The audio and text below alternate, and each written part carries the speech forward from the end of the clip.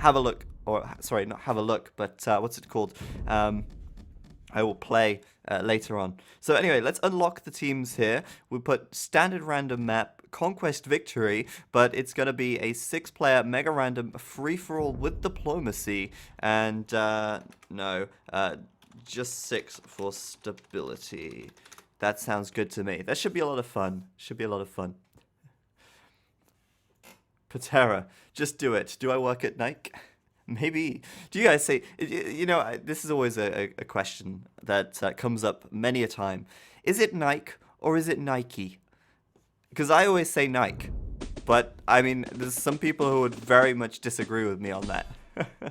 Like, definitely. All right, here we go. First game of the evening here, and we're going to have a free-for-all diplomacy on Mega Random with the African kingdoms.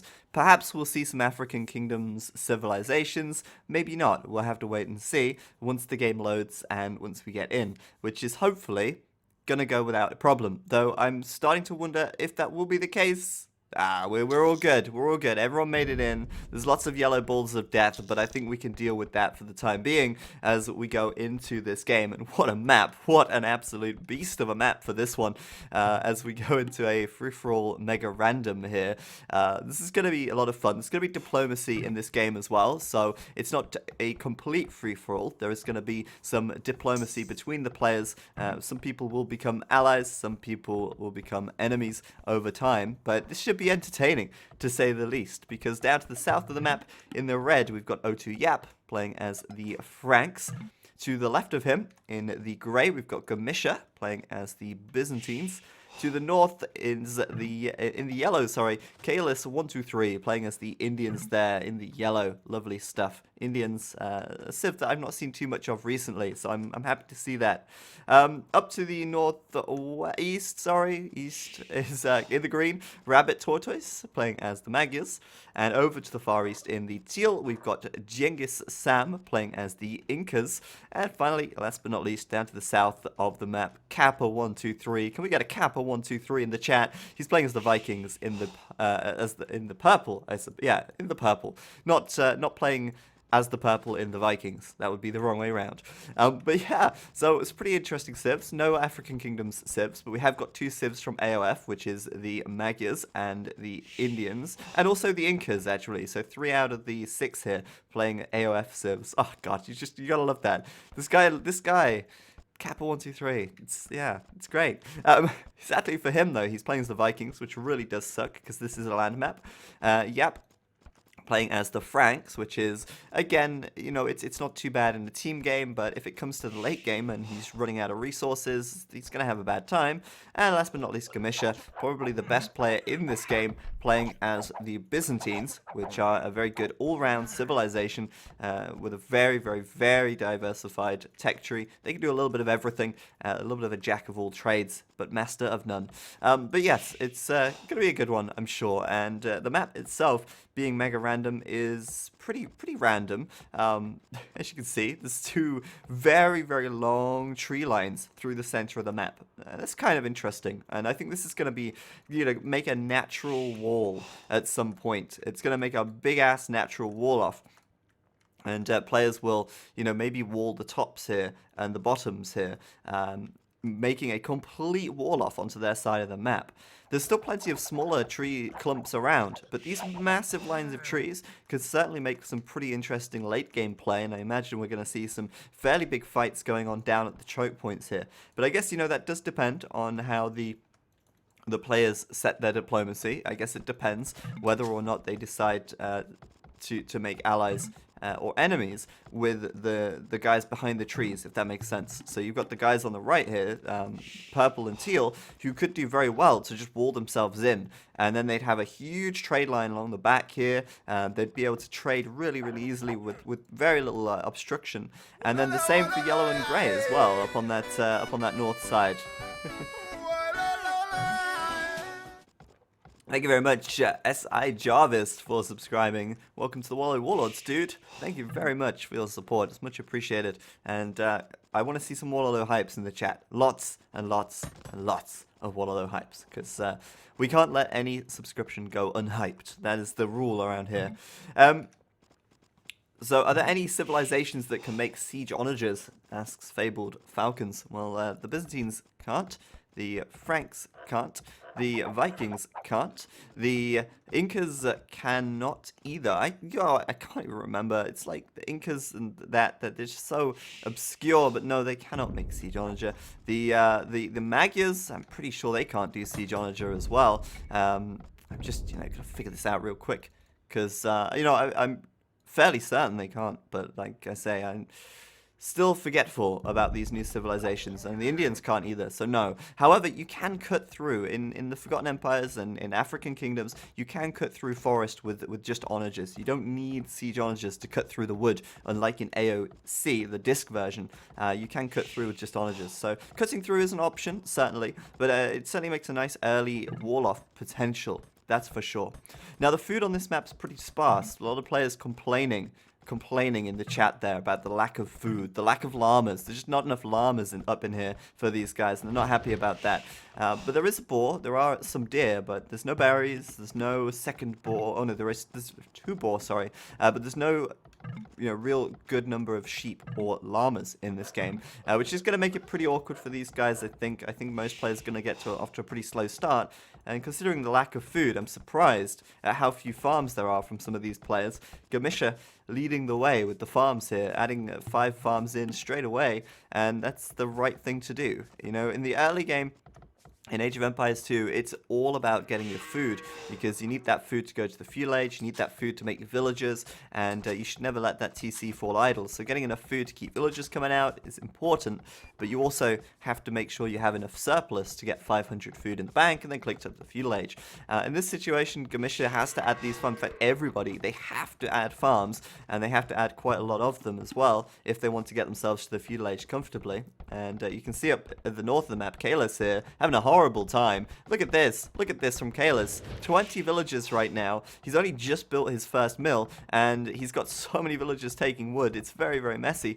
He should start throwing down some farms pretty quickly here, and what would have maybe made a little more sense for him would be to build this mill by the deer so that he can go and take the deer with the mill, rather than building it out here, which is in a really random position. Like, really random. Like, look at this. You can't put a farm here. It's a weird position. That's for sure. Gimmicks asks if I'm going to be planning on making any more tutorials for the Steam Workshop. Yes and no, I suppose. Yes, there will be more tutorials like that coming up, but whether or not they're on the Steam Workshop, that is up for debate, but we will see. I will figure something out with that, but there will be more interactive tutorials out there, that's for sure. I will be making more, we will be producing more, and after seeing how much people enjoyed or got value from the Fast Castle tutorial, yeah, I think there's potential to do a lot of things like that. Anyway, Gamisha here, clearly ahead of the pack at the moment. 28 population, he's got a ton of farms, loads and loads of wood income here to sustain this farm production, and yeah, he's looking pretty nice at the moment. It's worth noting as well that everyone starts with 2 scouts on this map, which means that scouting should be a little faster for these guys. If we have a look at Genghis Sam, you can see, he's done a lot of scouting already, and he's actually off to a pretty solid start as well, similar to Gamisha here. Now, starting with 2 scouts is nice, but it could also be pretty risky if you get attacked pretty early on. Bear in mind that when you get to the fuel age, your scout cavalry gets +2 attack, and it ends up being pretty quick at taking down villagers, or you're a little bit more viable at taking down villagers. So having 2 scouts makes it certainly very easy to start raiding and doing damage from the get-go, basically. So right now, I'm curious to see, who's teamed with who at this stage. And Genghis Sam is allied with Kappa 123, I believe. Kappa 123 here. Is he allied with Genghis Sam? No. Genghis Sam is enemy with Kappa 123, but Kappa 123 is allied Genghis Sam. So hopefully these guys will find out a way to make some kind of an alliance. Otherwise, there's going to be a lot of fighting on this right-hand side, because these guys are very close together. One thing that I always struggle with is finding finding the kind of diplomatic stance, I guess. Kappa123, you know, he started off here by setting himself allied to everybody. The question is, have they allied him back? And we can find that out real quickly by checking here. So Kappa123 is currently allied with Yap. He's currently allied with Kalis. So that's the guys over here. Red is allied with purple here, and he's also allied with yellow. But I don't know if they're the best allies to have, really. I mean, it makes sense to be allied with red here, but he'd really want to get Genghis Sam as his ally, ideally. But really, we shouldn't focus too much on who's allied with who right now, because that all becomes really obvious when they start fighting. Once we get to the later stage of the game and things start... you know, you start to see that the battle fronts or the battle lines, you can see exactly where and who is allied with who. But right now, you know, everything's really early game, so players are generally just kind of figuring out what's going on while they're trying to build up here. So there's no real rush to figure out diplomacy just yet.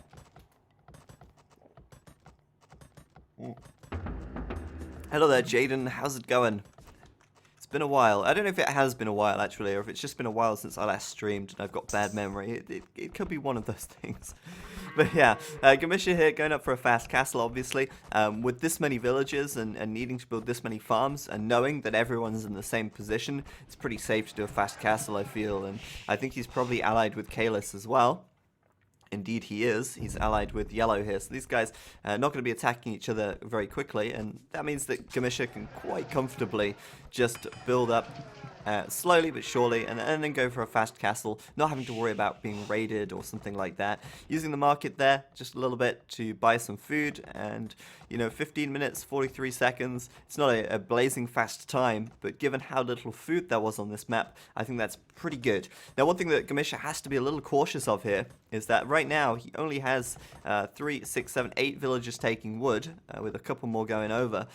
He's got a lot of farms at this point. He's got a lot of farms. These farms, they're going to run out of food very soon. You see these ones here at the north? These ones are going to run out very quickly. And in fact, a lot of them are going to start running out very quickly. So Gamisha has to be pretty careful. He doesn't want to have all of his farms running out and then not be able to replenish them. And at the same time, once he gets to the castle age, he's also going to want to put up his second and third TC. So what he may want to do is actually... or rather, what I would have done here is probably move a couple of villagers off the farms and then move them onto wood at this point.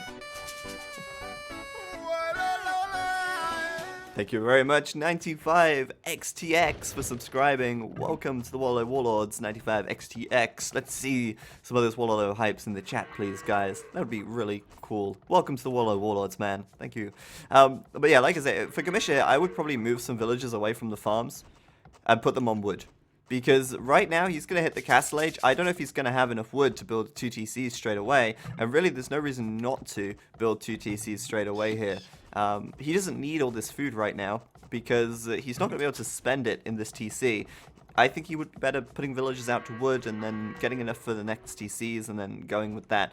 But we'll see what he does, obviously, in time. We will find it out. What a surprise here, though. I mean, why am I not surprised by this? O2 Yap with the massive, massive stone wall, as always, coming up. I expect we'll see one coming across the front of his base and then probably down here as well, as always. That's just, yeah. The funny thing is, like, I always think it's really, really ridiculous to wall like that, because one hole in the wall and the entire wall is basically useless. We saw this last time. Last time we watched this guy play, he did exactly the same thing. He built this massive, massive wall, and then there was one hole somewhere, and it was the entire thing was just useless. He's also trapped in a villager down here. This is quite funny. This villager is trapped. She can't get out. And I also don't understand why he's not walled to this tree line. He could have walled from here to here, and then he wouldn't have had to do this thing. Like, this doesn't make much sense at all. No, I don't know. Maybe he's scared of someone cutting through the forest or something. I'm not sure. But, yeah, that's going to slow him down. When you build walls like this, when you build this many walls, that's going to slow you down. You got to take that stone and that's a resource you could be taking elsewhere. But anyway, that doesn't matter too much. First to the castle age here is Genghis Sam. He's walling up with a bit of palisade. That's fine. It's no problem. And he's walling up between the tree lines as well to incorporate them, so he doesn't have to wall quite so much, which is always nice.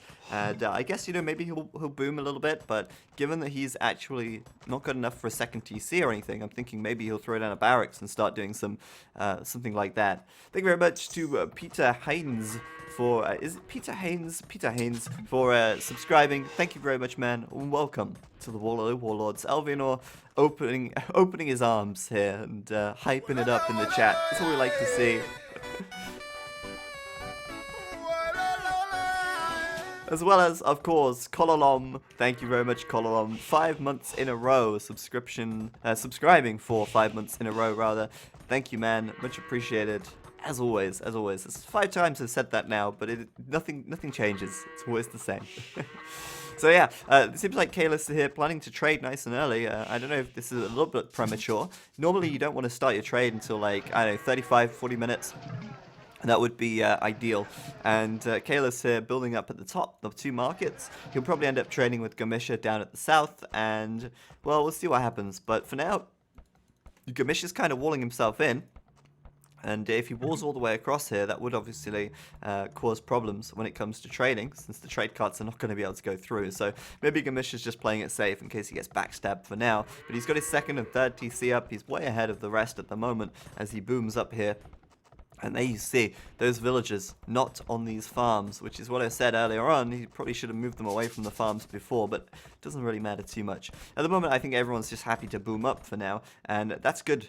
I'm happy with that. I like it when players prefer to do that, because as fun as watching an expert 1v1 with all of the early aggression and feudal aggression and stuff is, these diplomacy games, they're always a lot better, a lot more entertaining when they go to the late game, when they get, you know, when we get to see the post-imperial fights and all of that good stuff. So sitting tight for the time being. Red's like walling is always baffles me. I never understand this walling here. I mean, if you're going to wall all the way across, you may as well at least wall that gold into your wall here. I mean, just build it up and around, then the gold is inside the wall. This gold as well, I mean, maybe he could do that, but yeah, and I don't know, man. It always baffles me. It always entertains me to see this walling action, because it's like these walls are so weak. They're so easy to break down. If someone wants to come in right now and attack him, no problem at all. But slow and steady wins the race. That's what they always say. And I don't know. Maybe these walls will provide some kind of safety later on. Perhaps, I don't know. Maybe. We'll look forward to that anyway. We'll look forward to that. Is he allied with anyone right now? Is he actually teamed with anyone? That's the question. Oops, wrong button.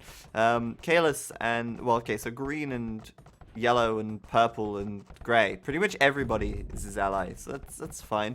And he's allied with everyone as well, apart from Teal. I mean, Teal right now is the only guy who I believe doesn't really have many allies. Although saying that, Kappa123, ally with him. Rabbit Tortoise, ally with him. So it's 2 flanks. But, yeah, okay, so that's it. Earlier on when we checked, it didn't look like he'd have made any alliances. But now he is allied with his 2 neighbors, which is generally the way that these games go. Players generally ally with their neighbors, and then they go from there. But yeah, right now, yeah, Rabbit Tortoise, 3 TCs. Genghis Sam getting his 3rd up. Kappa123 building like 3 new TCs in a line, because why the hell not? And Red, he's been in the Castle Age for some time, but he's not adding in a 2nd or 3rd TC. Why is that? Well, there is no reason why not. I mean, at the moment he's got 520 stone, he's got 1,300 gold, he's got 1,300 wood, he's building a castle, but no 2nd or 3rd TC. And I don't know, man. It always entertains me to see this, because you have to wonder what's going on there. Why not add a 2nd TC or something? Who knows? Why not? It's a mystery. It's a mystery. At this point, no one's really threatening him or anything like that. He's clearly in no rush to build this castle, because he's only building it with 1 villager. So I don't know why he would prioritize the castle over building the town center at this stage, but whatever. He's building a TC out on this left-hand side in the corner of the map, way away from home. And I guess if anyone wanted to come and take this down. I suppose they could. Gamisha questioning what the hell's going on over here. I think he's even Xing that right now as well and saying, hang on a minute. Something's fishy's going on, and yeah, telling him to build a market while he's at it so that they can start trading with these markets in the north. That would be a lot of gold per trip, like 126 gold per trip, well, maybe a little less, but it's a lot of gold right there per trip, that is. And if you can protect your trade line on this map, which I think should be quite easily done, that's good. Rabbit Tortoise heading in the castle now on the right side.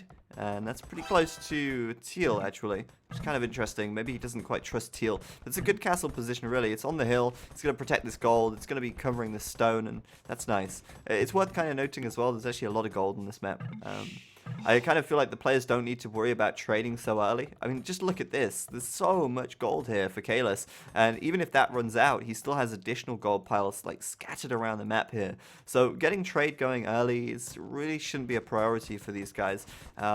There's just so much natural gold and sort of like big stone gold piles scattered around that they don't really need to worry about trading early on. Maybe like at 40 minutes they could start trading. So there really is no rush for the time being. Really interesting market position from Red as well. Just, going to block off all that potential farming space by building a market there instead. But whatever floats your boat, I guess. He's just about finishing that castle. This TC is coming up right here, which is, again, kind of a strange position for it. But he's getting there. Slowly but surely, with just 1,600 gold. Maybe he's going to go straight up to the Imperial Age here. You can afford it. And there you go. Imperial Age is coming in on this left-hand side. And oh, I missed this TC on this right-hand side. But there you go. He's got one there as well. This is not what I expected. I thought this would be a sexy cam show. But okay, you are doing great anyway. Thanks. Sorry to disappoint you, Peter Hines. I can only apologize. My webcam is not really working too well at the moment.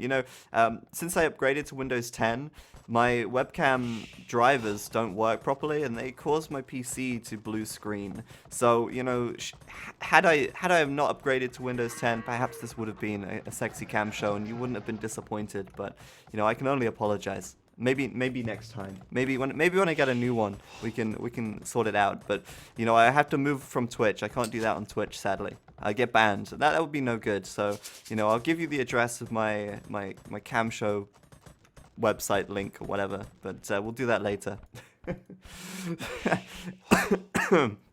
Anyway, Kappa123 getting some markets up down at the south. He's got a huge economy. I mean, this guy, he is booming like crazy. Look at this. He's on 121 population with 0 military. He's got 2 military units. He's got 121 villagers right now. I'm wondering what Gamisha's population is like. He's at 108 villagers right now. And everyone's starting to get ready to start making some military. They've all got massive economies. They're doing technologies to upgrade their military with. And they are on the way up to the Imperial Age. Well, some of them are, I should say. Rabbit Tortoise, 93 population. Kalis, 80 population. Genghis Sam, 102 population. Kappa123, 131. And then there's Yap, sitting on 56, who's going up to the Imperial Age already. I feel like he's going a little early to the Imperial Age here. He doesn't need to go up this early, I guess. He would have been better off building some more villages and booming up a little more. But okay, he's first to Imperial. What's he going to do with that technology now he's there? Not a lot, because he doesn't have the resources. He is doing iron casting, though, and he's playing as the Franks, so, I'm assuming he's going to go for some paladins or something. But since he built this castle, who knows? Maybe he's planning on going for throwing axemen, which is rarely a good idea. I remember once I tried to go throwing axemen just as a joke, I guess, and I ended up going up against a Brit player, and it went very, very wrong very quickly. Aha! Gamisha in the chat just said, Zach, I will make you happy. Indeed, he will. He's going to make me happy, because look at this. Look at this cataphract army, or the beginnings of a cataphract army. Oh yeah, this is going to be good. This is going to be good. Those cataphracts coming out, and, fully upgraded cataphract could be devastating. The thing is, he's against the Indians, which are not really an infantry civilization. He's also up against the Franks, which are, again, not an infantry civilization. So, Elite Cataphract here, they're a very, very good unit. They're a very strong unit, but they do have their uses. And against heavy cavalry and against the Indians, I feel like possibly not the best unit choice. But we'll have to wait and see. Maybe Gamisha will just overwhelm them in sheer numbers. Maybe Gamisha's elite cataphract will find a use. But ultimately, I don't think there's not really any infantry civs here apart from the Incas and the Vikings. And they're all the way over on the other side of the map. So I guess it depends who Gamisha decides to attack, where they decide to attack, and whether or not those cataphract will get put to good use. We'll see. Wallace 17424. Do I have a video on how many villages you should have before you age up? No, I don't, because, well, I mean, it could be a talking point. That could certainly be worth having a discussion about how many villages you should have before you click up. But it really does depend on a few things. It depends on the map. If you're playing on like Black Forest or a map where everyone just booms, then it's going to be very different. The number of villages you have will be very different to an open map. If you're playing on Arabia and you're attacking your opponent from the feudal age onwards, you're generally going to need more villages before you upgrade to the next age. Whereas if you're on a boom map and you're not making any military, you're just making economy, then you will go up on less villages. You know, I'd say generally speaking, like Imperial Age, going up on 60, 70 is fine if you're booming. But then again, it also depends whether or not you're going to be planning on attacking quickly, or whether or not you're planning on continuing to boom when you get to the Imperial Age. It really does depend on the map situation, and I suppose also your civilization. Some civilizations it makes sense to upgrade faster, and other civilizations it makes more sense to take your time, going up from castle to imperial, certainly. So right now, anyway, Gamisha here, Logistica is done, which means fully upgraded cataphract on the way. What is the most expensive upgrade in the game? Elite Cataphract is one of the most expensive upgrades in the game.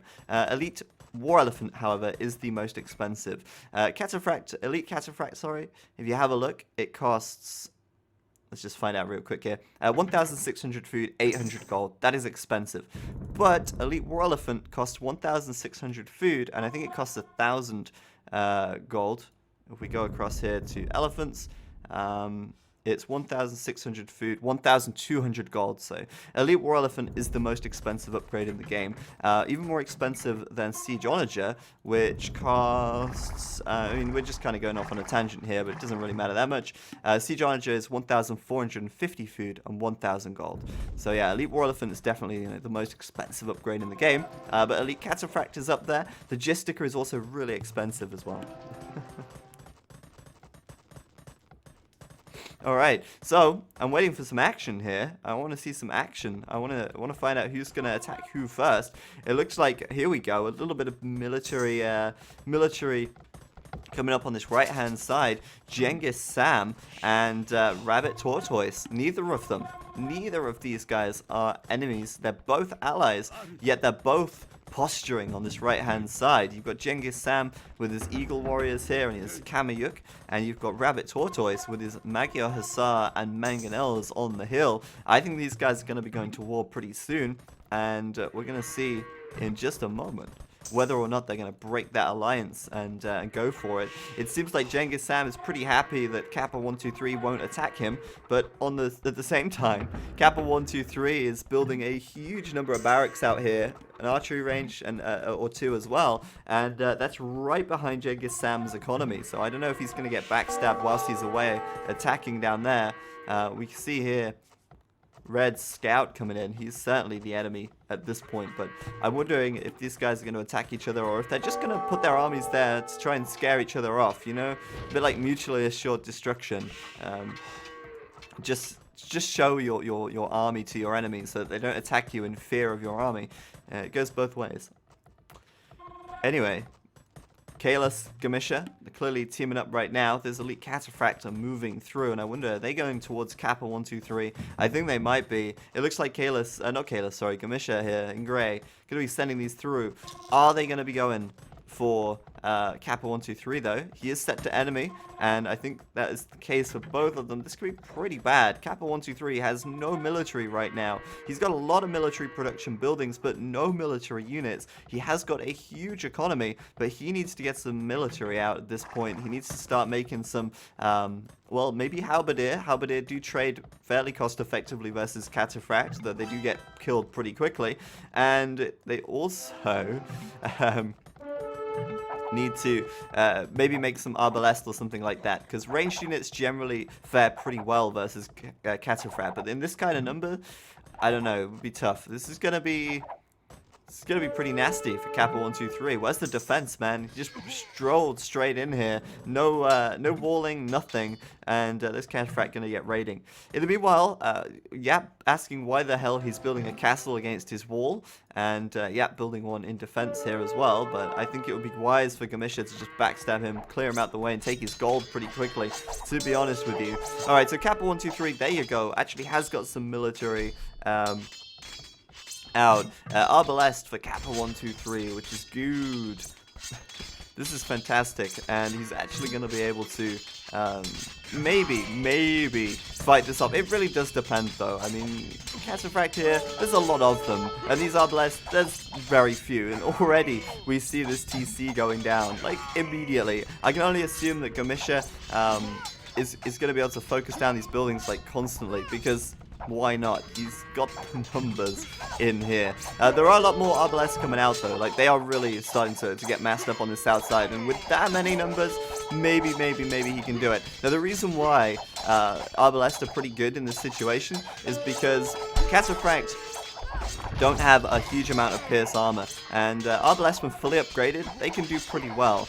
They have to, however, be grouped together. They have to be fighting in a choke point or something like that, otherwise the Cataphract can just surround them, and that is not good at all. So the idea is to really focus fire the Cataphract, so to speak, and try and fight in a choke point where the Cataphract can't surround your units. He also hasn't got chemistry, so that's a big problem.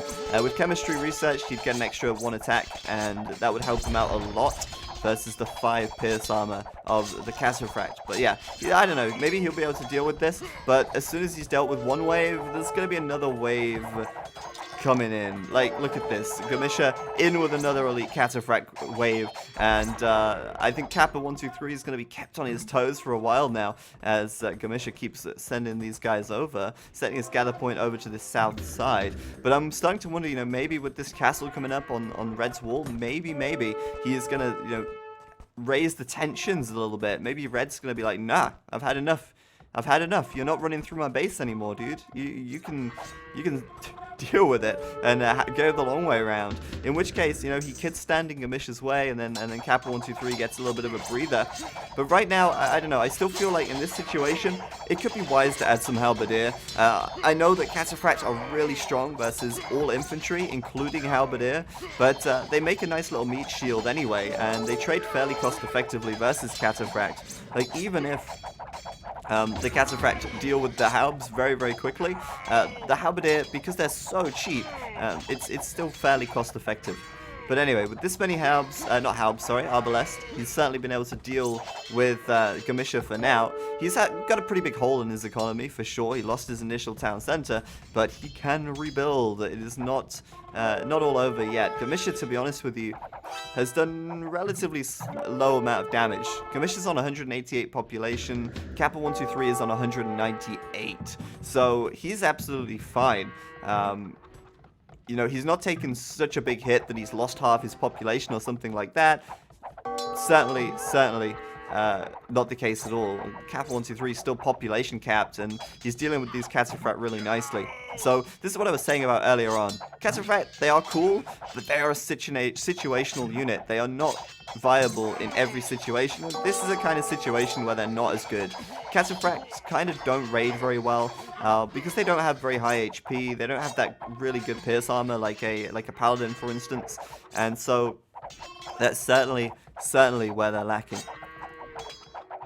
So he's fine for now. I mean, he's going to keep raiding for the time being, but Kappa 123 is fine. I'm looking forward to seeing the pushback now. On the north side, well, I kind of missed this, didn't I? But there's a little bit of a fight going on between Rabbit Tortoise and Genghis Sam. Rabbit Tortoise has a natural advantage here because he's got that hill. He's also got onagers out as well, which is really good versus these Kamayuk and Eagle Warriors, doing a lot of damage from the hill there. But it's really hard to see what is going on because teal and green look the same. So I'm going to put team colors on momentarily. Genghis Sam here in the blue, and then Rabbit Tortoise in the red, so you can kind of see what's going on a little bit. There's a lot of Eagle Warriors here, and since there's so many Kamiyuk, it really makes it very difficult for Rabbit Tortoise to actually add any of these Hussar. Now, he's continuing to add the Hussar in, because they're a pretty strong unit, and they don't cost any gold now, but with the Kamiyuk there, I don't think that the Hussar are going to work out too well at all.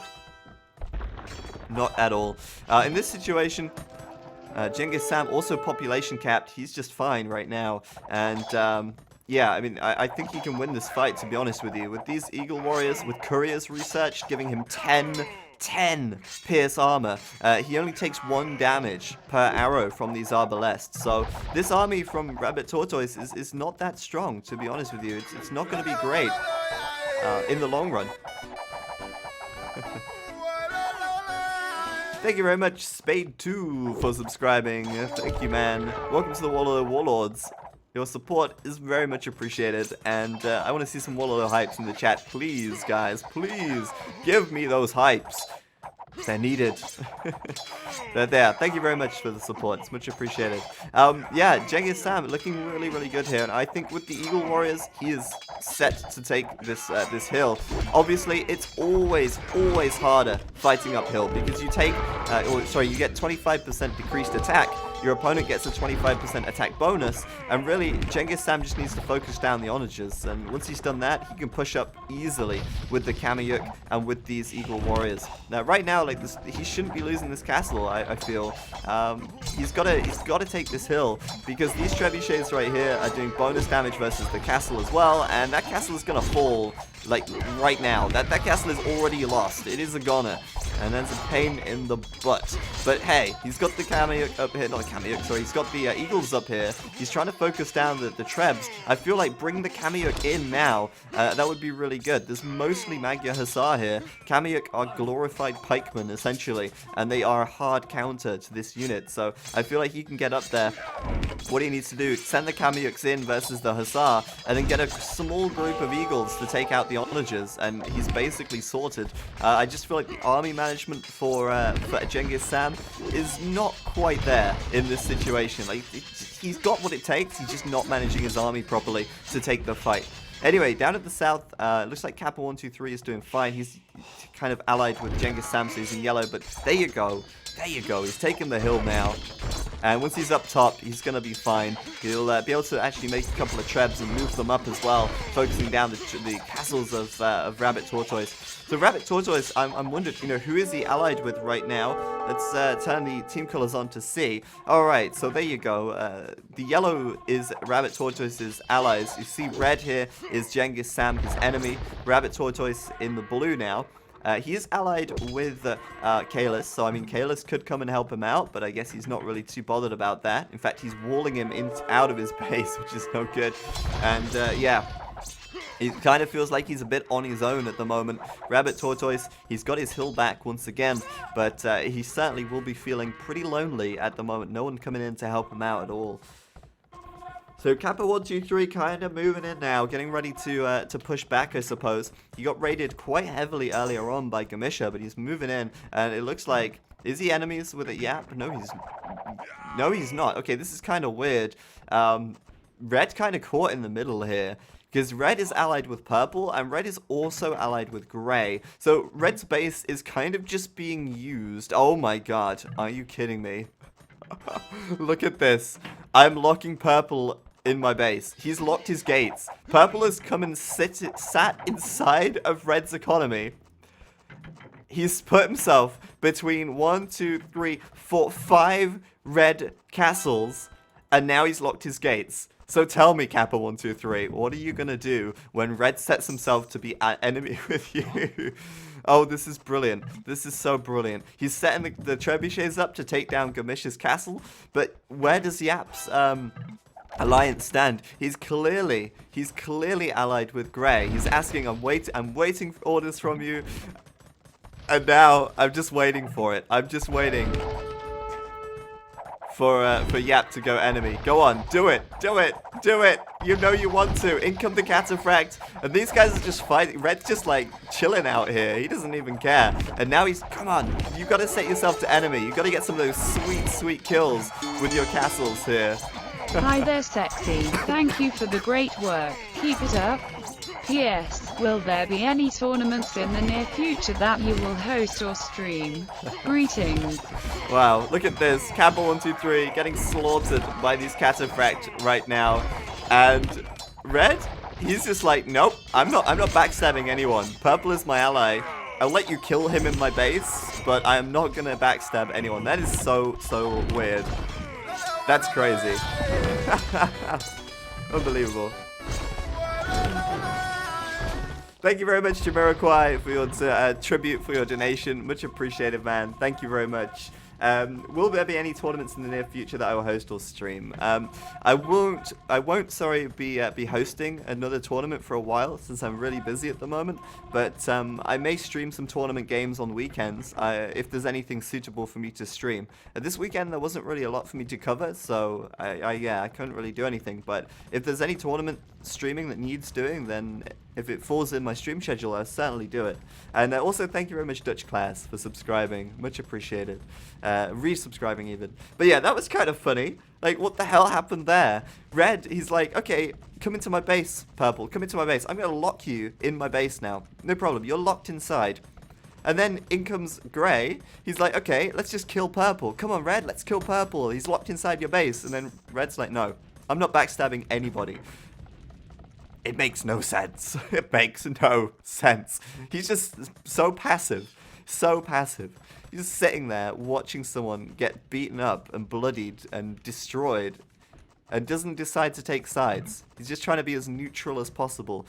Makes no sense. I kind of hope that he stays allied with Purple so that he makes Grey really angry, and then Grey decides to crush him, because I feel like he could do that right now. I feel like Red is in a prime position to get crushed. Look at these stable placements on the front right now. That's a 3, 6, 9, 12 stable placement on the front. My patented 12 stable strat. Obviously, he's playing as the Franks, so we're expecting mass Paladin eventually. He's currently trading like crazy, 10,000 gold, loads and loads of food. No actual military right now. I guess that's why he wants to stay so passive at this point. Why would he play so passively at this stage? You've got to ask yourself. And that's probably because he just doesn't have an army. He's got a ton of castles, but that's not enough on its own. Anyway, up on this north side, these guys are still fighting. They're still going strong, and I'm really amazed, to be honest with you, that Rabbit Tortoise has held on so long, but Kalis, the yellow player, finally bringing some units over, and with these hand cannons in here, he is a hard counter to Genghis Sam at this stage. The Incas, they really are a full infantry civilization. Halberdier, Kameyuk, Eagle Warrior, that's really what the core of their army is. And hand cannons, oh, it's the perfect counter to that. So Kalis can sit here with his hand cannons and massacre this army, no problem whatsoever. And yeah, he's just going to sit on that hill and get fed, get fat with all of these teal units that are just going to be put into the meat grinder up here. Pretty comfortable stuff for these guys. And now Genghis Sam's gonna have a hard time. Like when it was just the Magyars, no problem. But now it's these Indian hand cannons, then you got a problem, because the hand cannons here, the Indian bonus gives them an additional 1 attack, or their unique technology, sorry, gives them an additional range even, not attack, and that's good. So yeah, this right here is a trade line on this left-hand side. We've got red, yellow, and also grey trading in here. A lot of trade going on, and I think he's getting a lot of trade, a lot of gold as well. He's got 102 gold per trip, so the gold for red going up through the roof right now. He's got a lot of food, a lot of wood as well, and he's just building a ton of buildings out in the center of the map. I guess he's ready. If he deletes all of his villages, he's ready. Now, what I'm surprised at is Kappa123 here. Like, I'm kind of surprised by Kappa123. You clearly saw that Red just facilitated his murder right there. Red was just a host to Purple's death. He's like the Colosseum. in which Gamisha was allowed to massacre his army. And I feel like in this situation, Kappa 123, he should probably consider going for an attack on red. Now, the downside here, the difficulty is that he has so many castles, you know? He's got so many castles, and I think it would be really important for him to do that. Earlier on, I just remembered, you know, like, earlier on I was saying, oh, I should make some halbs. Generally speaking, like, it's easy, you just assume, oh, halbs, yeah, no problem. Obviously, as the Vikings here, getting pikes. But you have to bear in mind that the Vikings don't get halbs for a reason, because the halbs would be incredibly overpowered. The reason why is because they get extra health on their melee units. So these pikemen have 66 HP, which is really, really strong, which is a lot more than the standard pikemen, which you can see over here, which have 55. So an extra 11 HP is why they don't get halberdier. But like I was saying earlier on, it would still be cost effective for Kappa 123 to make pikes versus versus Cataphract, because they just don't cost any gold. So it's really nice. Up on the north side, I kind of want to watch this because this is where the action is going on at. Red had some villagers coming over here. I did notice that. They seem to be... Okay, there you go. That's what he's up to. He's attacking the TC with his villagers. Makes sense. Yeah, makes so much sense. But yeah, Teal is having a hard time right now. He's being like 3v1. He's got green and yellow on the north. He's got Red's villagers coming in down here and taking his TC out. I mean, these aren't even Spanish villagers. These are Frank villagers. And what I'm guessing right now is that Red is overboomed and he wants his villagers to die. That's what I assume. But no, they're not dying because for some reason, Teal doesn't even seem to have noticed that his villagers, his TC has been taken down. I think Red's going to go for the next one. He's really not got a clue. What is going on? What is going on? Why are these Frank villagers taking his TC down? Why does he not even notice? Like, he could garrison inside this TC and kill these guys. And I think that's kind of what Red wants. I think Red actually wants to have his villagers massacred over here, because then he can actually have space to build some military. But no, he's just, yeah, taking down everything, and Teal doesn't really even seem to notice, or even mind, I guess. Maybe he's just happy to let these guys do their thing and leave them be. I have no idea, man. I have no idea. But basically, Teal is screwed at this point. He is 2v1 in terms of army, 3v1 in terms of army and economy, I guess, if you count these villages as economy rather than military. But yeah, Kalis and Rabbit Tortoise going to be able to keep pushing through here. Not a lot Teal's going to do. He can make elite skirmishes all day, but they're going to go down to the Magyar Hussar and the Onagers. If he makes infantry units, they're going to go down to the hand cannons, and it's going to be tough. It's going to be tough, and there's another TC down. Ridiculous. It's ridiculous. I'm still waiting for some backstabbery to go on. I mean, it has to happen eventually. Once again, we've got purple and grey going at it over here on this left-hand side. This is the kind of fight that you want to see with the Arbalest. The Arbalest want to be grouped up as tightly as possible. Folks firing downhill where they can. But those Cataphract, bear in mind, they do trample damage, so that's going to be pretty painful when they get this good surrounding right there. And down go the Arbalest pretty quickly. But Purple's still population capped, no problem. He's just going to replenish his units very, very quickly here. He's got a huge amount of economy in the back, but he's very low on gold, and that surprises me. You know, he's not really trading at all, and I feel like that's a missed opportunity here. Purple just seems unwilling to build any trade cards, and that's really strange. He's got some queued up, but there really isn't a whole lot of trade from Purple in this trade line. All of these cards here, these ones are Teal's, so really very few. Once again, Red still taking down another TC of Genghis Khan. It looks like he's finally noticed. He'll try and kill these villagers now. Maybe he'll kill them before he loses his town center, and I think that's exactly what Red wants, to be honest with you.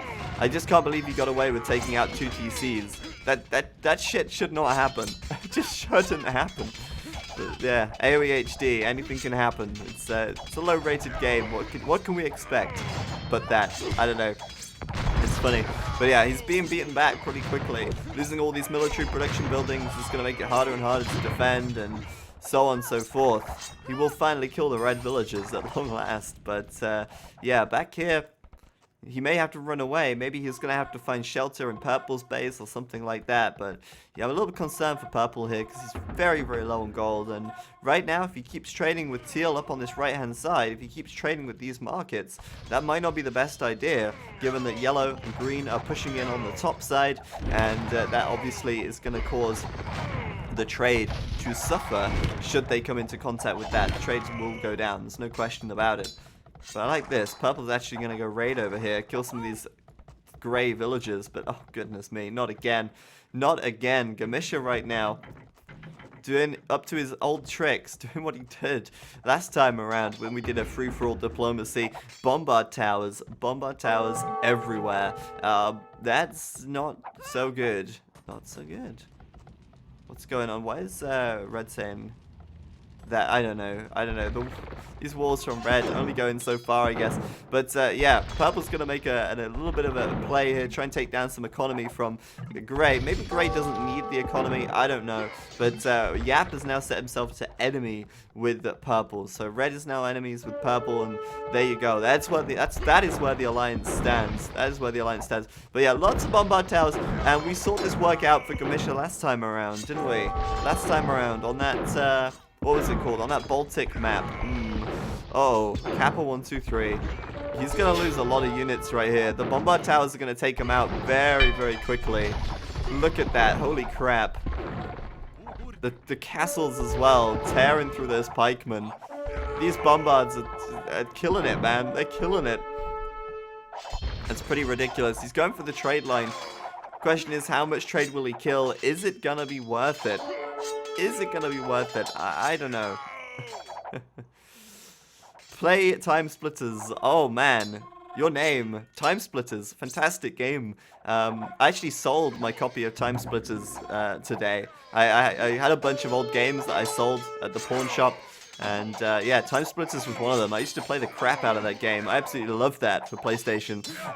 I can't read the chat out though. That would be a little bit unrealistic since there's a lot of chat messages going on, and I can't really read out every message. That would not allow me to talk about the game or anything, you know? So yeah, surprisingly, I mean, I don't know what Gamish is up to right now. You know, currently he's only up 18,000 points. I'm not really sure why his score is so low. I can only assume he's made a lot of cataphracts and then thrown them away. But he's up to his old tricks, building bombard towers all over the place. Once again. Thank you very much, Nustaman, for resubscribing 3 months in a row. Much appreciated, man. Welcome back to the Warlords. Welcome back, indeed. Well, I sold Time Splitters because I don't actually have a PlayStation 2 anymore. I don't know where it went, but I don't actually have my PS2. And I also don't have a PS1. So, since Hannah and I are moving house in February, we've decided we're going to move house. I decided to get rid of my old games because I don't really have a way to play them or a means to play them at the moment. So yeah. But yes, what was I going to say? Time Splitters is a fantastic game. There's a bunch of absolute classics. I used to love so many PS2 games, but it's been many, many years since I even had my PS2 hooked up to a television. And now it's gone, and I have no idea where it's gone either. Just disappeared. But yeah, Genghis Sam up on this right side, getting pretty wrecked. Some light cavalry from Yap coming in as well here. So Teal's pretty much out of the game right now. He's dipped below Grey in score. I'm very curious as to what's going on in Gamisha's base. Like, just turtling up, building bombard towers all over the place, as always. And typical for him to get a bombard tower civilization. Typical. Strix, I don't know where you got that idea from. I never said anything like that. I certainly didn't say anything like that at all. So I don't know why you think that. Anyway, over here on the right hand side, Purple still going at it, but like I said earlier on, he was very, very low on gold. Like, look at this, 281 gold. That's not enough gold to make enough Arbalest or anything like that. And the problem with Kappa 123 right now, his main issue is that he's playing as the Vikings. Vikings are really, really, really, really not good on land maps in the late game. Sure, they might be okay in the mid game because they have a strong economy, but in the late game, they just don't have much to bring to the table. They don't have great siege, they don't get many unit options. They don't have a very strong unique unit.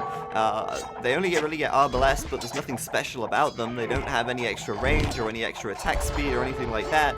And yeah, they just don't really have any bonuses that really help them out on land. And it looks like, to me, Purple is going to have a hard time now, especially as these Cataphracts start coming in. Like I said, I mean, Pikemen might trade reasonably well, but Elite Cataphract are still going to destroy this army very, very quickly. But oh, we got a little bit of lag now, which is not so good. A little bit of lag. There you go. It should be all right now. And yeah, those Cataphracts are really going to tear through this army really quickly. Logistica, of course, giving them an extra 5 damage per attack to any adjacent units, and it's going to be pretty nasty for these purple units here as they get destroyed in an instant. It's not nice. Not nice at all. Now, I wonder if these guys are going to crush Purple, or if they're going to let him live. I wonder if they're going to be, like, you know, pushing through on the north side, and going all the way through Purple's base, and then they'll meet in the middle, or if they'll kind of just let Purple live. I'm talking about Green and Yellow up in the north. I'm wondering if these guys are going to keep pushing through and killing Purple as well, or if they're just going to be focused on killing Teal for now, and then maybe leave Purple alone. We'll wait and see. I'm just kind of waiting for the infighting to happen, and it's kind of happening, actually, already. I didn't notice this, because Yellow was attacking earlier on against Teal, but looks like Green's had a little bit of a backstab now, as Yellow comes in with heavy cavalry archers, Imperial camels, and he backstabs Rabbit Tortoise. This is not good for Rabbit Tortoise. He's not really prepared for this, though he does have a lot of scums, which is fairly nice, actually, against this army of heavy cavalry archers. It's certainly better than any other trash unit he could use in this situation. So, I don't know, man. It looks like Kalis might actually hit a bit of a brick wall against this trash. He needs to bring in some siege or something like that. Indian Elephant Archers could work pretty well here as well versus trash. I feel like they're pretty good. Alright, so down in the south, Yap and Gamisha working together here. Gamisha bringing in the bombard cannons. He loves his gunpowder. And he's going to tear down this castle pretty damn quickly with that. Obviously, his Cataphract doing huge damage in on the front here.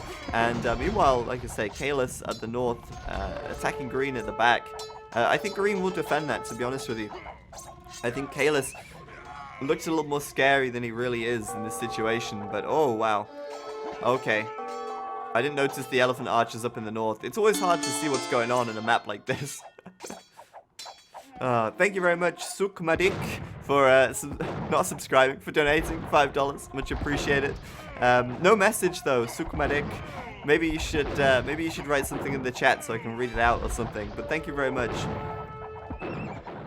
I didn't think Elephant Archers did so badly versus Skirms because they have such high Pierce armor.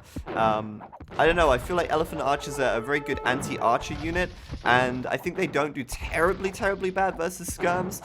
If the Haubs get in there, of course the Haubs are going to do a lot of damage, but I don't know, I feel like Rabbit Tortoise doesn't have enough mass units. That would be a problem for Kalis at the moment.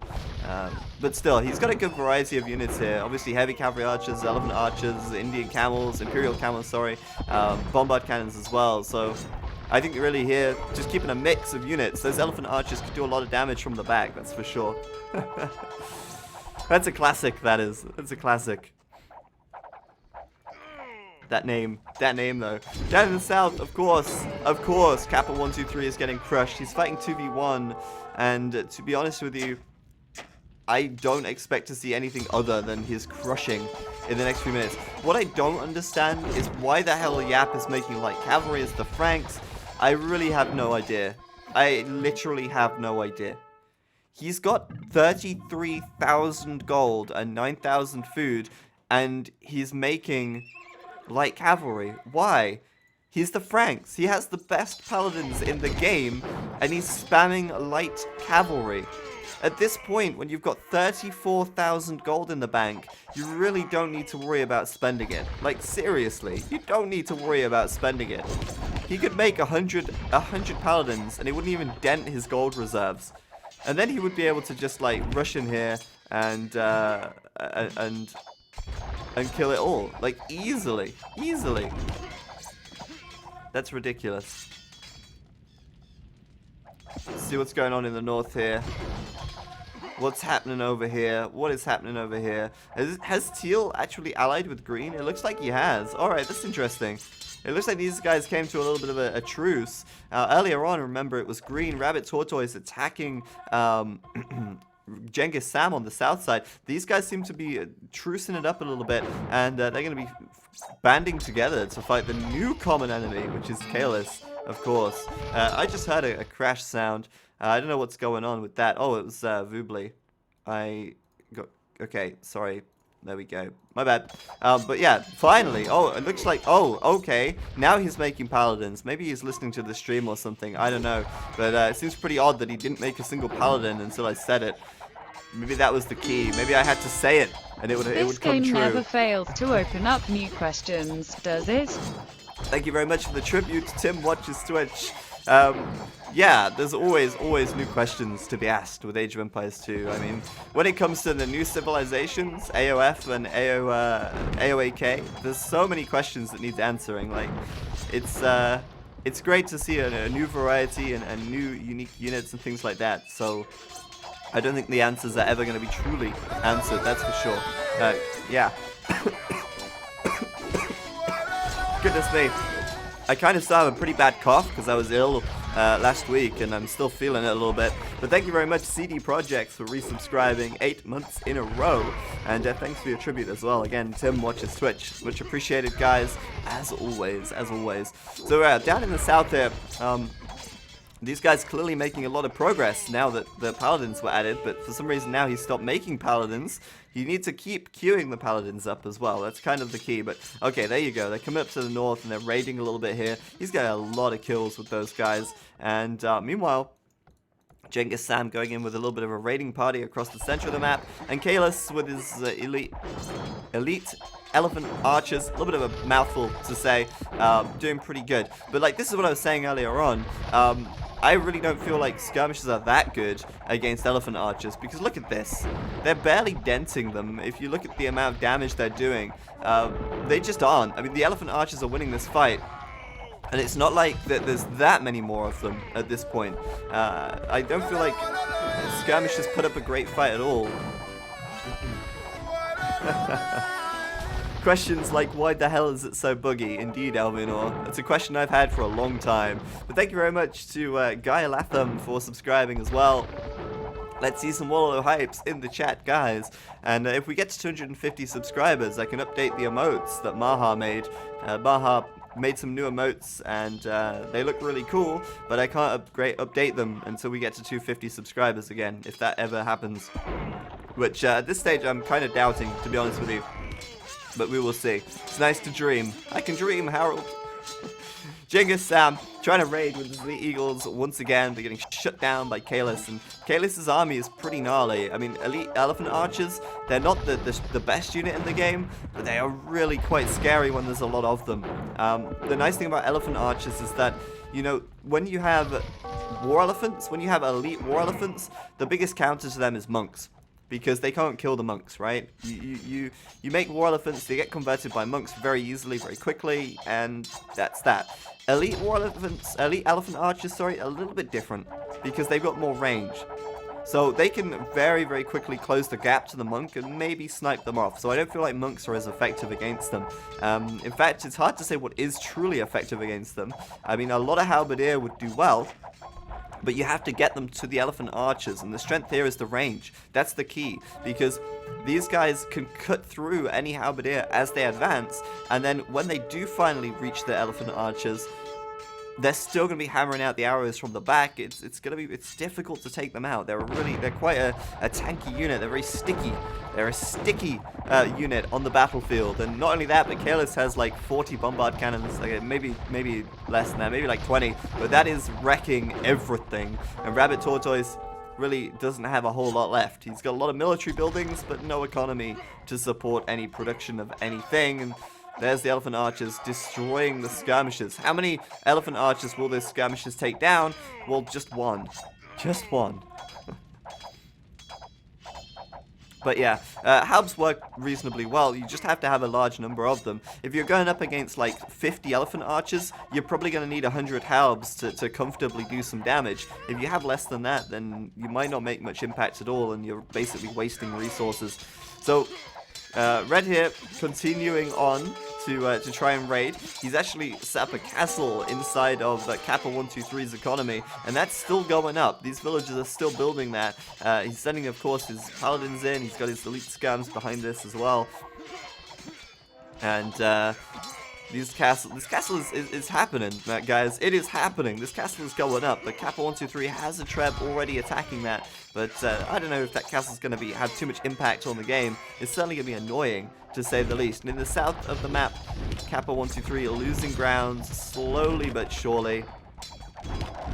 Slowly but surely. Kappa here holding his hill as best he can, but he is being beaten back over time, and it's going to get tough. It's going to get real tough. Teal's helping out as best he can, but it's mostly just Halberdier at this point, and Halberdier are very easily countered when you've got gold on your side. You know, like, when you're reduced to making trash, it's very easy to counter a player who's making trash, because many gold units are able to counter trash units very easily.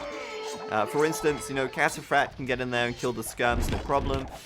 They can get in there and kill pikes and halbs, no problem. A few onagers can do a lot of damage to this kind of army as well. And yeah, if you're just making trash, generally speaking, it's always an uphill battle against an army that, or against enemies that can afford to build gold units.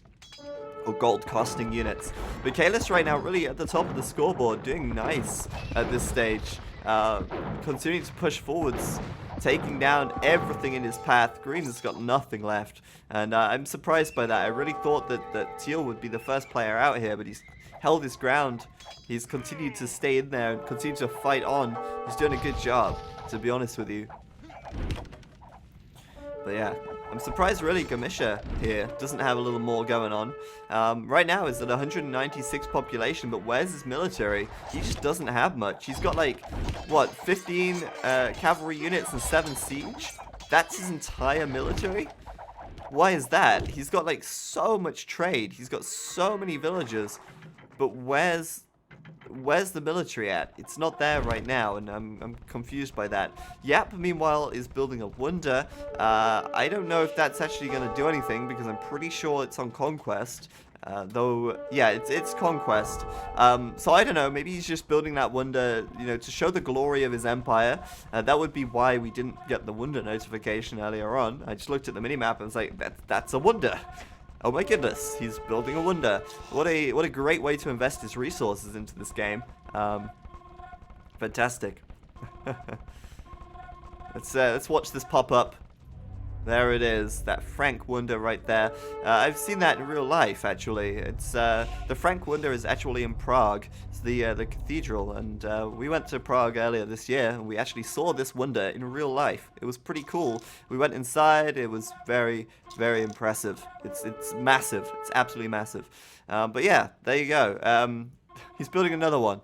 Why the hell not? He's got resources to burn at this stage. Though, to be honest with you, he's going to have bigger fish to fry when it comes to dealing with Gamisha and Kalis later on. But it seems like this is going to end up being between red, grey, and yellow as this game sort of, well, comes towards the end, I guess. Teal here is getting crushed in the north. Way too many bombard cannons. Way too many elephant archers. Like, you can't counter this number of elephant archers easily. Even if you had like 200 skirmishers, I feel like this army would get crushed right here. Kappa 123 going in with the pikemen though, and we get to see how effective these guys are. And you can see that when they get surrounded, when they actually get toe-to-toe with the elephant archers, they actually do tear them down very quickly. So this is really the best way to do it. Get the halbs in there and fight toe-to-toe. With a little bit of micro, Kalis might be able to survive a little longer and do more with these guys, but yeah, Genghis Sam resigning right now. He's out of it. Teal's gone. Absolutely overwhelmed. Meanwhile, Kalis here is going to deal with these halbs, or sorry, spears, or not even spears, pikes, rather, in time. But yeah, they're going to move in, and Kappa 123, like I say, will eventually be crushed. There is no doubt about it. Pardon me. There's the second wonder, yeah. 24%, that'll be done eventually. Wonder to stand the test of time in Yap's economy there. It's kind of funny to see. Yeah, with all these paladins coming in, obviously the skirms are going to be countered very easily. The pikemen, there's just not many of them really. I feel like Kappa 123 will eventually go down. It is a given in time. I mean, he is pretty much dealing with a 3v1 right now, and kudos for him for actually sticking it out and staying in there for as long as possible. I'm interested in seeing his resources right now, and yeah, he's got 52,000 wood, but he just doesn't have the food to keep his military production going. He's just ran out of food completely. Now, he has got a lot of units queued up still. He's got a lot of skirms queued up, a lot of pikes queued up, but he certainly needs more food income if he wants to have any chance of holding out for longer. But at this point, I feel like he's just delaying his death. He is eventually going to go down, but he is going to keep him off, or hold him off for as long as possible. But Kalis coming in with the bombard cannons, moving in with the elephant archers, and it's going to get even hotter under the collar for Kappa 123 in a minute. Green is still going. Like, Gamisha said that Green is dead, but he still has some stuff. He's got a villager here taking some wood, and he's got some villagers up on the north taking some wood as well. But other than that, he's definitely out of the game, that is for sure. Nope, no villagers there either. Yeah, he's basically dead. He's got a few halbs, actually. Maybe he could cause some trouble with that, but I doubt it. That's a lot of elephant archers from Kalis, and Kalis right now at the top of the scoreboard. No problem whatsoever for him. Just moving in comfortably. And the nice thing here for Kalis is these bombard cannons, actually. He can focus down the onagers with the bombard cannons, or at least he should do, and that would avoid a lot of damage for him. But obviously the elephant archers, they can tank a little bit too. The onagers here, only doing 51 damage, whereas the elephant archers have 350 HP plus 9 pierce armor, so they're pretty damn tanky still, even against these onagers here. But Kalis, he should be focusing down the onagers with these bombard cannons. That should be his goal, and that way he can just avoid taking a lot of extra unnecessary damage, I guess. But this is nice for Kappa 123 still. He's just always holding out somehow, whilst at the south he's still losing ground. So I mean, right now he's got to choose one front to fight on, I guess, and he's choosing to fight on the top. But at the same time, at the south, he's getting crushed. Now, I can't remember if this is a team victory. I'm not sure if it's in there, but once Kappa 123 is out of the game, there's going to become some infighting. There's going to become a Kalis versus Yap versus Gamisha game very, very soon. Red to delete his markets? Should Red delete his markets? That's a good question. Maybe, but Gamisha still has his markets here, and Kalis still has his at the top, so I don't know if that would make much difference, to be honest with you. Green's actually rebuilding in the north, putting up a TC. That's kind of funny. Maybe he'll be able to rebuild his way back into this game, but I highly doubt it. But yeah, Elephant Archers slowly but surely moving in and crushing everything in their path. Yeah, this is pretty nasty right now for Kappa 123. It seems like he's going to move down to the south, send some units down here, but once again, Elite Cataphracts will be able to deal with them very comfortably. No problems for him. Yeah, you have to excuse me, I'm still a little bit ill. But you want me to look at the diplomacy menu? Well, right now Kappa is allied with Rabbit Tortoise and Genghis Sam. Well, that's no good because they're both out of the game. I'm curious to see Gamisha right now. He's still allied with with Kalis and Yap, but I think Gamisha's going to do what he did last time around and set enemy stance, use his bombard towers here to take his allies down. Well, allies, say allies. By allies, I mean future enemies, because they're probably going to end up fighting against one another. Thank you very much, Vivan, sorry, for subscribing as well. Thank you very much. Welcome to the Warlords. You're helping us reach that goal of 250 subs. Maybe we can make it happen, maybe. And then we can get new emotes, which is really cool. Oh wow, look at this. The ultimate BM from Red right now. He's got 2 wonders in his base already. And now he's like, okay, so I'm just going to build a wonder here. Inside of your base, Kappa 123. Yeah, why not? Why not? Let's just, let's throw down a wonder here. This is a great place just to BM our opponents. Just build that wonder on their conquered land. That's how you do it. That's going to take a while. I would laugh if it goes down, actually, because it doesn't take a lot to bring a wonder down. The HP goes up so slowly. All it would take is a few hits from some pikes, no problem. But yeah, forward wonder, why the hell not? Why the hell not? Kappa's getting squeezed from all angles right now. He's got a bunch of pikemen up at the north that could be put to use. Maybe, you know, come and backstab these elite war elephants a little bit. But he's losing his remaining castles, and without them, it's just going to be a clean sweep for the rest of it, because the castles are really the main thing stopping the advance of the enemy at this point. As always, castles just always make it harder for you to push into your enemy. But yeah, that wonder it's going to happen. It will happen. I don't think that Kappa can stop this at this point. There's one castle left, and Kalis is tearing through these military production buildings as well. And at this point, even if Kappa had all the resources in the world, it wouldn't matter if he can't spend them. He's down to 108 population, and he is slowly but surely going down. Rabbit Tortoise is still in the game though. Here, he went out ages ago, but he's still in, and he's still building up some farms right now.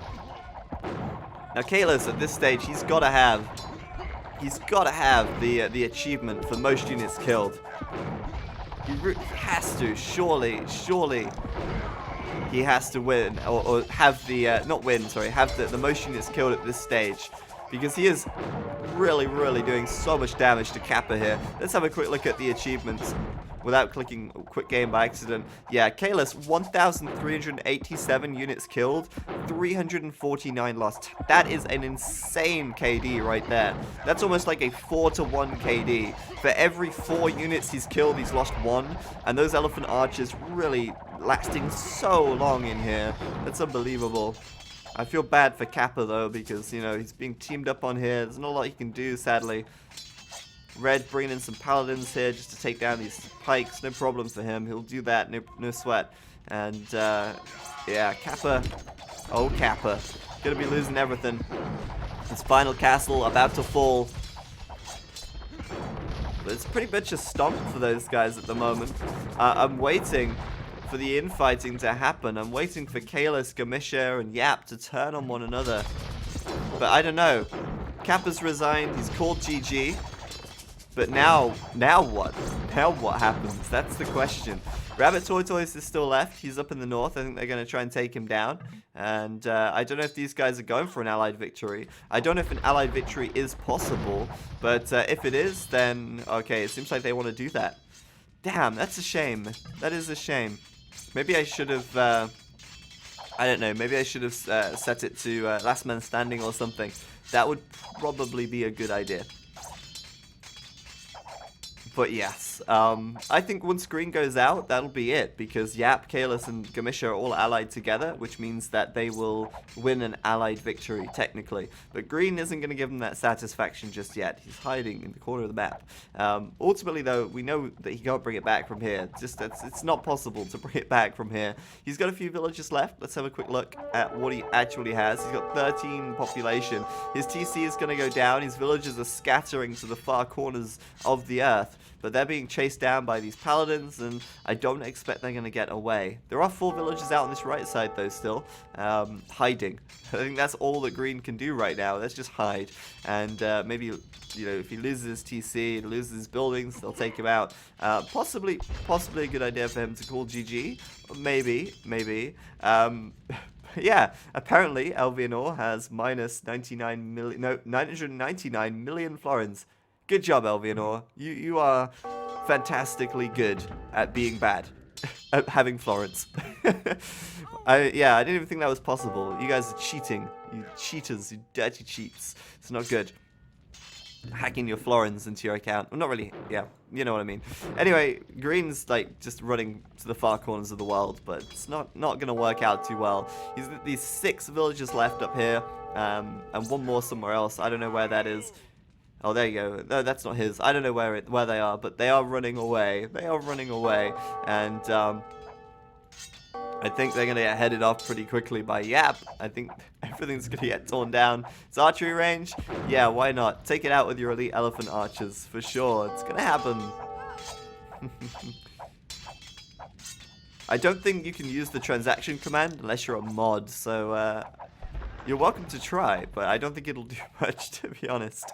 Yeah, I think once they take down the barracks, I think that's it. Rabbit Tortoise right now, though, he does have... I don't know, he's got 1 population. Where's that 1 population hiding? That's the question. Where is it? They're trying to hunt him down. There you go, he's got a villager in the center of the map. Just 1 villager out here building a house. He can rebuild the empire. I'm sure he can with 21 wood and a lumber camp. The dream for Rabbit Tortoise. The dream. It's still alive, but no. He's lost his villager. He's made a couple of halbs at the last second, but that's it now. Once these barracks go down, it's GG, I'm sure. Poor Green. Poor Green indeed. So this was basically a 3v3, I guess, rather than a free-for-all diplomacy, because the diplomacy didn't really come into action that much, I suppose. But yeah, I'm pretty sure Green doesn't have any buildings where he can building. Maybe the market counts at this point, but I think once the barracks goes down, I believe that would be. I think maybe they have to take the market down as well. There you go, market, last one. Then he surely has to be defeated. I'm waiting for Gamisha to betray them. Oh wait, no, he is defeated. My bad. It doesn't say it for some reason. For some reason it doesn't say it, but yeah, he was defeated without needing to take down the market. But the game goes on. Oh. What does it mean? Oh, there's a lull with the Palisade Wall. Good stuff. Really contributing a lot here with this 3rd wonder that's never going to complete at this rate. And the 2 wonders that are in your base. Why not? Yeah, for some reason, maybe Allied Victory is not available. Maybe they can't do that. And now these guys are just allied, and there's not really a whole lot happening right here. I think maybe Gamisha doesn't want to have an Allied Victory after all. Hence the Rams. Hence the... There you go. Hence the setting to enemy of Yap. And I think of Kalis as well. He's done it. Hooray! Gamisha gonna be taking down all this trade right now. So O2 Yap, how much gold does he have? 21,000. Kalis has 4,600 and Gamisha has 5,000 gold. So Gamisha potentially here, if he has momentum, if he gets the momentum, he could take down Kalis pretty quickly. I'm kind of glad that they didn't do the Allied Victory thing. That would have been very lame. I think what we're going to see now is Gamisha trying to take the game. Now, Kalis's army is on the edge of the map here. It's gonna go all the way across the map. Meanwhile, obviously, Gamisha's got his bombard towers situated all over the place, doing a little bit of damage to these elephant archers as they run through. There's a hell of a lot of elephant archers on the way over, but Gamisha's already got a surround on this castle. He's already got his rams in place. There's a hell of a lot of elephant archers on the way over, but for now, if Gamisha can do a lot of damage, that would be very good. However, Kalis here could do a lot of damage very quickly to this army. I don't think Gamisha's Cataphracts are going to stand up to these elephant archers, to be honest with you.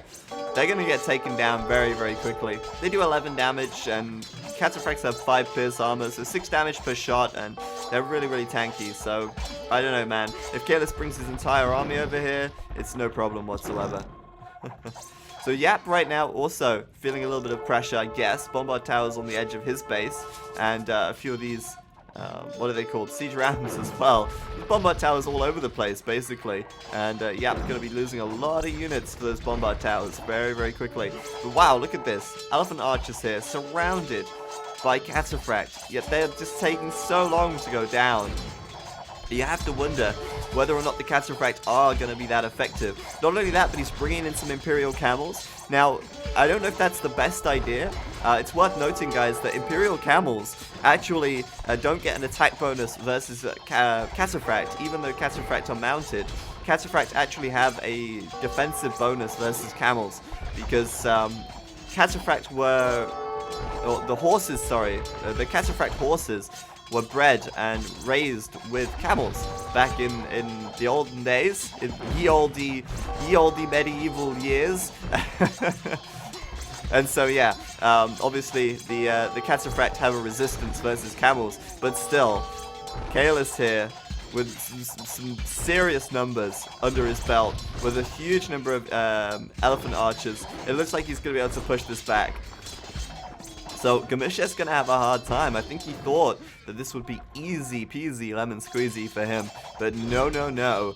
Kalis is poised and ready to take this army down.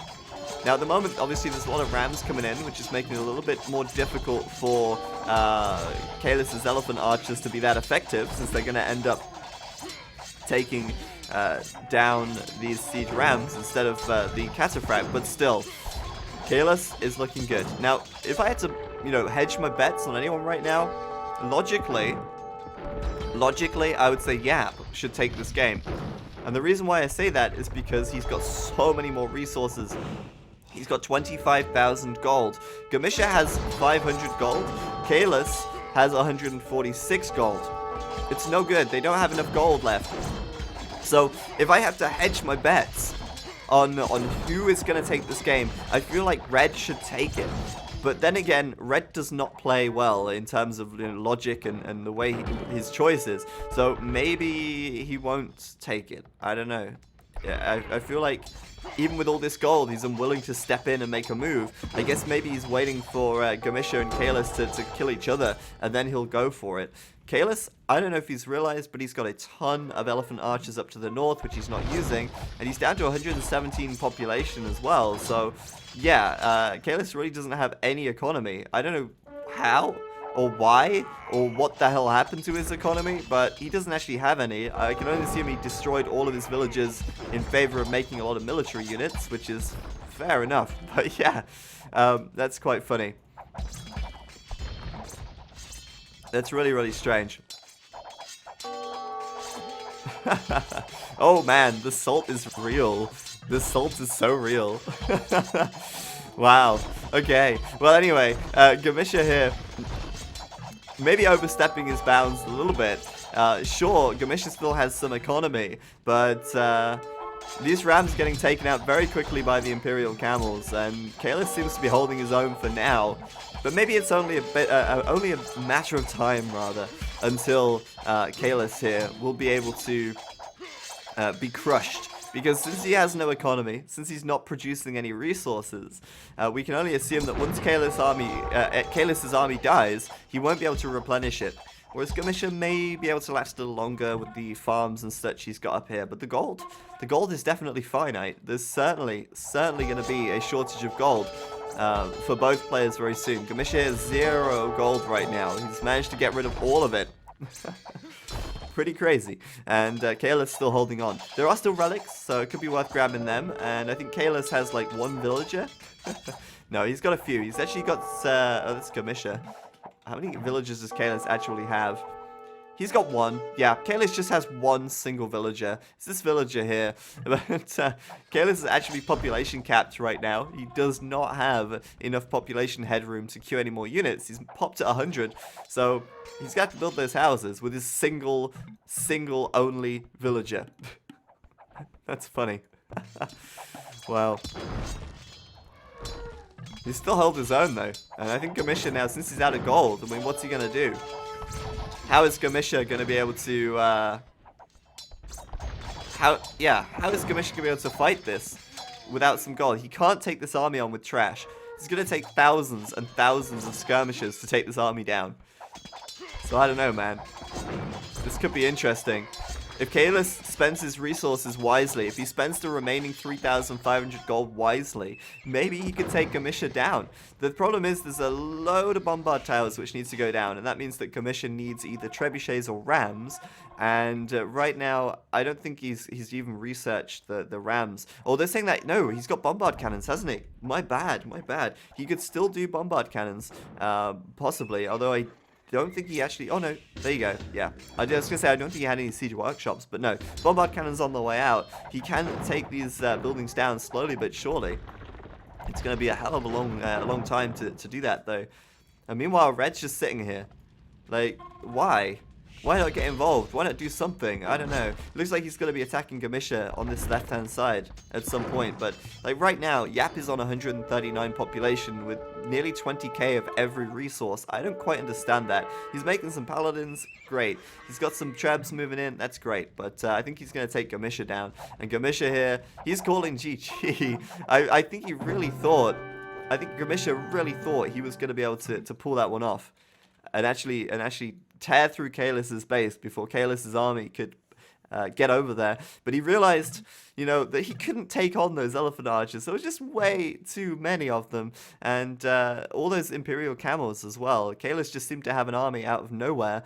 And there you go. Kalis and Yap, they get the win. Gamisha just couldn't take Kalis down. Even though Kalis had one single villager at the end there. It didn't matter. He had the army, and he managed to get the victory without any economy to support him after he deleted all those villagers. There you have it. Kalis, Yap, get the win. Sadly for Kappa123, he kind of got screwed by his Civ. I feel like he played very well considering the situation. Kappa123 did a good job. He really did. But ultimately... yeah, Vikings being in a 3v1 situation, he was screwed, and there's not a lot he could have done about that. He did well considering his situation. Genghis Sam played all right. Should have been able to beat Rabbit Tortoise up in the north, but Kalis coming in with the hand cannons caused a lot of problems for the Incas, since the Incas just really a full infantry civ, and those hand cannons mixed with the Magyar army would have been, you know, just too much for him to handle. So he got pushed back, but... yeah, he stayed in there, he hung in as well for quite some time before him and Rabbit Tortoise ended up going out. Kappa123 went out, and then it was down to Gamisha to try and take on the world, but he couldn't quite do it. So let's take a look at the achievements real quick here.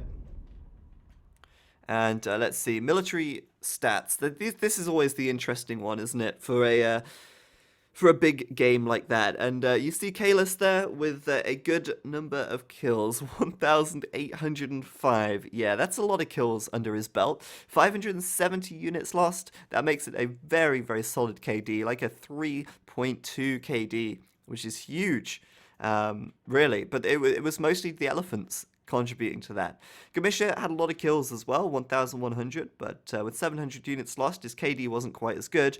And then obviously on the opposite side of the coin, on the other side of the spectrum, Kappa123 with 1,681 units lost. That's painful. It's painful. But like I said, he was only making trash, and eventually, if you're making only trash, you will lose against those gold units. And that's what happened. Kappa losing 239 units, buildings as well, which is pretty sad. But yeah, economy-wise, Yap had most trade and stuff, but didn't have the most gold. That was Gamisha still. And there you have it, guys. A few wonders in there for good measure, because why not? That was fun. That was a fun game, and it did go on for quite a while, I know, but it was still very entertaining. So thank you very much, guys, for tuning in. The stream, the night is still young. The stream is still young, I guess. Still streaming.